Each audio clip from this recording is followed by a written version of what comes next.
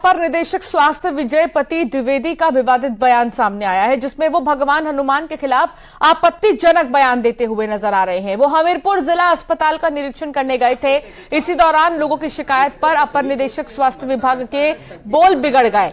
Video सामने आने के बाद स्थानीय लोगों ने उनके खिलाफ कार्रवाई की मांग की है। जबरदस्ती हनुमान जैसे देवता को भेज के मंगवा लिए थे। आप तो होते तो पत्रकारों के छाप देते कि कहाँ ले गए। जिसको तकलीफ होती है मरता रहता है, तक बीमार रहता है।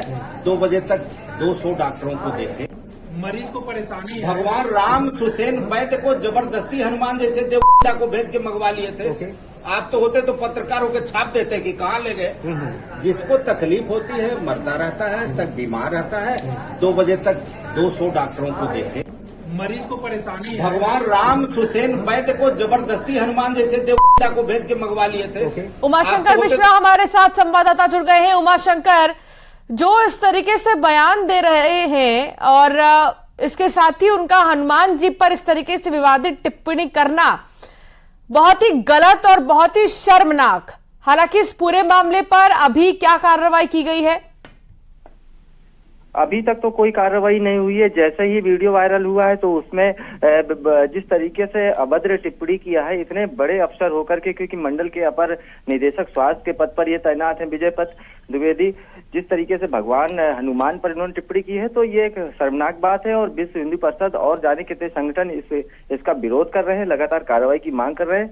और हालांकि इसमें डीएम साहब को भी बताया जा रहा है कि ज्ञापन सौंपने वाले हैं। निश्चित तौर पे जांच होगी और जांच के बाद कार्रवाई की बात जब आएगी तो ये बात स्पष्ट हो पाएगी। हालांकि स्वास्थ्य विभाग के अपर निदेशक स्वास्थ्य विभाग जब यहां पर पहुंचे थे तो किस मामले पर वो यहां पर पहुंचे और आखिर उन्होंने ऐसा बयान क्यों दिया हनुमान जी को लेकर? देखिए, एक जांच थी जो जिला अस्पताल में अपर निदेशक के स्तर से वो जांच होनी थी, जिसकी जांच करने वहां पर पहुंचे थे विजय पत द्विवेदी जो अपर निदेशक है स्वास्थ्य। उसी समय वहां पर जो अस्पताल के सीएमएस है वो मौजूद थे और स्टाफ भी मौजूद था। जांच के दौरान एक पीड़ित ने वहां पर शिकायत की। लगातार डॉक्टर के द्वारा जो प्राइवेट प्रैक्टिस की जा रही थी वो शिकायत हुई थी। तो शिकायत करने के दौरान ही उन्होंने कहा कि मैं कोई वो नहीं हूँ कि भगवान की जो कर दूं। जिस तरीके से भगवान राम ने अपने हनुमान को भेज करके गुंडा शब्द का प्रयोग किया है तो ये एक शर्मनाक बात है। उसी दौरान ये वीडियो किसी ने वहां पर बना लिया था और वीडियो वायरल कर दिया है। वीडियो वायरल होने के बाद अब प्रशासन हरकत में आया है और ये शर्मनाक बात है, क्योंकि किस तरीके से भगवान हनुमान पर इन्होंने अभद्र टिप्पणी की है, ये बहुत शर्मनाक बात है। बहुत ही शर्मनाक और बहुत ही निंदनीय है ये। उमाशंकर, आप नजर बनाए रखिएगा, कोई अपडेट होगा तो दोबारा से आपसे बातचीत करेंगे। फिलहाल बहुत शुक्रिया जानकारी साझा करने के लिए। देवता को भेज के मंगवा लिए थे। आप तो होते तो पत्रकारों के छाप देते कि कहाँ ले गए। जिसको तकलीफ होती है मरता रहता है, तक बीमार रहता है। 2 बजे तक 200 डॉक्टरों को देखे। मरीज को परेशानी। विश्व हिंदू परिषद की नेता साध्वी प्राची ने सीमा हैदर पर हमला किया है। साध्वी प्राची का कहना है कि सीमा देश की दुश्मन है और सरकार को उसे भारत की नागरिकता नहीं देनी चाहिए।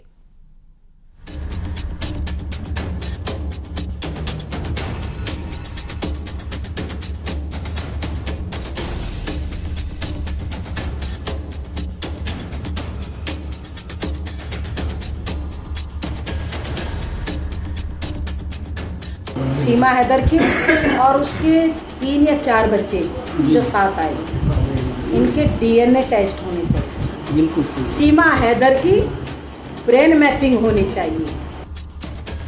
साध्वी प्राची का सीमा हैदर पर बड़ा हमला।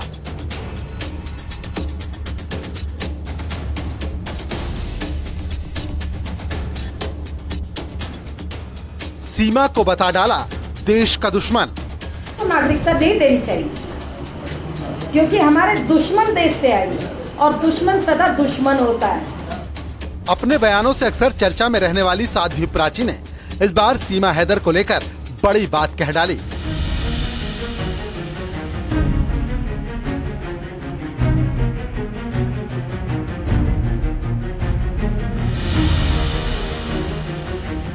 साध्वी प्राची ने पाकिस्तान से बिना वीजा के पहुंची सीमा हैदर को हिंदुस्तान का दुश्मन बता डाला।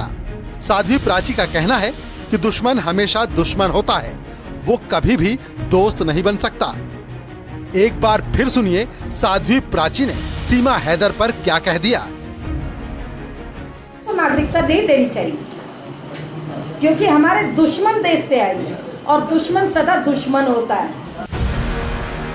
साध्वी प्राची यहीं पर नहीं रुकी, उन्होंने यहाँ तक कह डाला कि सीमा हैदर की ब्रेन मैपिंग होनी चाहिए और उसके बच्चों का डीएनए टेस्ट कराना चाहिए। सीमा हैदर की और उसके 3 या 4 बच्चे जो साथ आए, इनके डीएनए टेस्ट होने चाहिए। बिल्कुल सीमा हैदर की ब्रेन मैपिंग होनी चाहिए। साध्वी का कहना है कि हिंदुस्तान कोई धर्मशाला नहीं है, हर कोई यहाँ मुंह उठाकर नहीं आ सकता। सीमा हैदर ने भारत सरकार से नागरिकता देने की अपील की है, वहीं साध्वी प्राची ने इस पर विरोध दर्ज कराया है। उनका कहना है कि ऐसे लोगों को नागरिकता नहीं मिलनी चाहिए। साध्वी प्राची पीलीभीत के बीसलपुर पहुंची थी, जहां उनका सीमा हैदर पर यह तीखा बयान सामने आया। साध्वी प्राची को सीमा के पाकिस्तान से चुपचाप बिना वीजा के आने पर भारी ऐतराज है। पाकिस्तान से सीमा हैदर बिना वीजा के अपने 4 बच्चों के साथ हिंदुस्तान आई। सीमा ने दावा किया कि नोएडा के रहने वाले सचिन का प्यार उसे हिंदुस्तान ले आया। सोशल मीडिया प्लेटफॉर्म दोनों के प्यार के चर्चों से भरा पड़ा है। हालांकि कई लोग इसके पीछे फरेब से भी इनकार नहीं करते। पाकिस्तान से एक महिला नेपाल के रास्ते भारत बेहद ही आसानी से पहुंच जाती है, वो भी सबकी आंखों में धूल झोंककर। कई दिन वो अपने प्रेमी सचिन के साथ भारत में रह भी चुकी होती है। किसी को कानों कान खबर तक नहीं होती, लेकिन जब सच्चाई से पर्दा उठता है तो भारत से लेकर पाकिस्तान तक में हलचल तेज हो जाती है। सीमा पर उंगली उठाने वाले यहाँ तक कहते हैं कि वो ISI की एजेंट है। इतना ही नहीं, बात इससे एक कदम आगे निकल चुकी है। सीमा हैदर और सचिन मीणा की कहानी पर फिल्म भी बन रही है। मैंने तुमसे सच्चा प्यार किया है सचिन। ये मजहब की दीवार, सरहद के पार कोई हमें अलग नहीं कर सकता। बस मुझे एक ही बात से डर लगता है सचिन, कि कहीं कोई मेरे बच्चों को लेकर न चले। खबरदार, फिर कभी ऐसा बोला तो ये सिर्फ तुम्हारे नहीं, मेरे भी बच्चे हैं, हम दोनों के। तुम गुलाम हैदर की गुलामी से निकलो, अब और इंतजार नहीं होता। हालांकि देश का एक तबका ऐसा भी है जो सीमा हैदर के भारत में रहने का विरोध दर्ज करा रहा है। करणी सेना सीमा के भारत में रहने से खुश नहीं है, वो किसी भी सूरत में उसे पाकिस्तान भेजना चाहते हैं। पिछले दिनों करणी सेना की तरफ से सीमा के लिए कराची का हवाई टिकट भी बुक करा दिया गया था। सीमा हैदर पर जासूस होने के शक के चलते कई लोग उसके खिलाफ हैं, तो वहीं सीमा हैदर ने जिस तरह भारत आने के बाद खुद को भारतीय परिवेश में ढाला, उससे कई लोगों की सहानुभूति उसके साथ है और वो उसका समर्थन भी कर रहे हैं।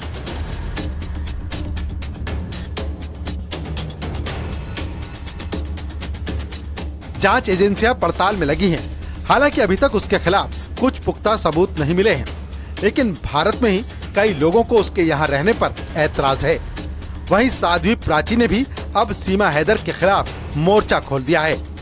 पीलीभीत से न्यूज़ 18 के लिए सैयद कय्याम राजा की रिपोर्ट।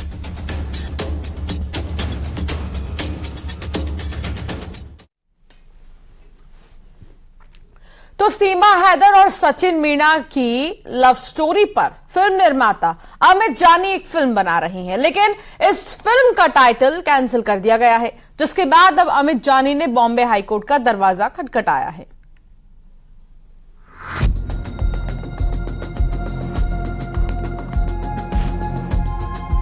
पाकिस्तान से सीमा हैदर फिल्मी स्टाइल में अपने 4 बच्चों के साथ ग्रेटर नोएडा पहुंची। सचिन के साथ उसके प्रेम के किस्से दूर दूर तक मशहूर हो गए हैं। दोनों की लव स्टोरी को लेकर फिल्म इंडस्ट्री वालों को मसाला मिला तो फिल्म की शक्ल में पेश करने के कवायद भी शुरू हो गई। इस लव स्टोरी को पर्दे पर उतारने की तैयारियां भी काफी आगे निकल चुकी हैं। सीमा और सचिन की लव स्टोरी पर फिल्म निर्माता अमित जानी कराची टू नोएडा नाम की फिल्म लेकर आ रहे थे, लेकिन अभी उस पर ग्रहण लगता हुआ दिखाई दे रहा है, क्योंकि अब फिल्म का मामला अदालत की दहलीज तक पहुंच गया है। फिल्म निर्माता अमित जानी ने बॉम्बे हाईकोर्ट का दरवाजा खटखटाया है, क्योंकि अमित जानी सीमा और सचिन की कहानी पर जो फिल्म कराची टू नोएडा ला रहे हैं, उसका title Indian motion pictures producers association यानी कि IMPPA ने खारिज कर दिया है। फिल्म कराची टू नोएडा को विवादित बताकर एसोसिएशन ने रिजेक्ट कर दिया था। प्रोड्यूसर अमित जानी ने बॉम्बे हाईकोर्ट में याचिका दाखिल की है। उन्होंने महाराष्ट्र नवनिर्माण सेना MNS की तरफ से धमकी मिलने का आरोप लगाया है। अमित जानी की तरफ से उनके वकील ने याचिका दाखिल की है। याचिका में अमित जानी ने कहा है कि वे एक उत्तर भारतीय हैं और इस वजह से MNS हमले की धमकी दे रही है। MNS को लगता है कि हम भारत या हिंदू विरोधी फिल्म बना रहे हैं, लेकिन हमारी मूवी राष्ट्रवादी और देशभक्ति पर आधारित है। अमित जानी का कहना है कि उन्हें अब सिर्फ न्यायपालिका पर भरोसा है।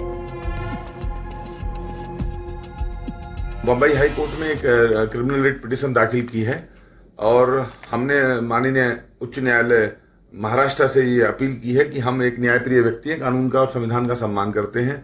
फिल्म बनाने के कारोबार में जब से आए हैं, जब से जानी फायरफॉक्स प्रोडक्शन हाउस बना के हमने कराची टू नोएडा और ए टेलर मर्डर स्टोरी का निर्माण शुरू किया है, शूटिंग शुरू की है, तब से कुछ लोग बिना कंटेंट को समझे, बिना स्टोरी को जाने और फिल्म पाकिस्तान को सपोर्ट कर रही है, इंडिया को सपोर्ट कर रही है, बिना जाने इसका विरोध करने पर उतर आए हैं। और महाराष्ट्र आने पर वो लोग कहते हैं हम काम नहीं करने देंगे, शूटिंग नहीं होने देंगे, धमकी देंगे। तो हमने रिट पिटीशन के माध्यम से हाई कोर्ट से अपील की है कि ऐसे कि महाराष्ट्र सरकार को ये ताकीद किया जाए कि किसी भी फिल्म निर्माण के कार्य में, चाहे वो शूटिंग हो चाहे वो कास्टिंग हो, कोई विघ्न पैदा ना कर सके।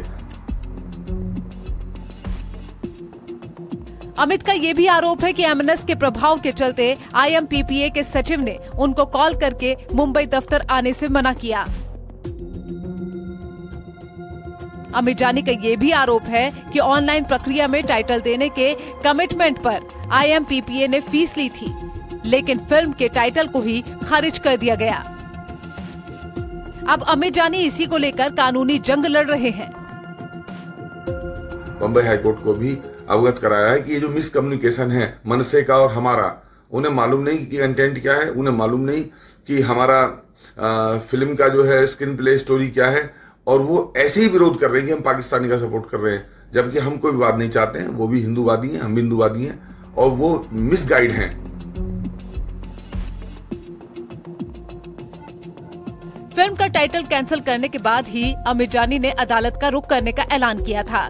देश भर के कलाकारों का ऑडिशन लेने के बाद फिल्म में कास्ट फाइनल कर ली गई थी और फिल्म की शूटिंग भी शुरू हो गई थी। पिछले दिनों फिल्म का थीम सॉन्ग भी लॉन्च किया गया था, लेकिन अब फिल्म का टाइटल रद्द होने से अड़चनें आ गई हैं, जिससे राह मुश्किल होती हुई दिखाई दे रही है। अब फिल्म के टाइटल को कैंसिल करने के बाद मामला मुंबई हाई कोर्ट पहुंच चुका है। Bureau report, news 18।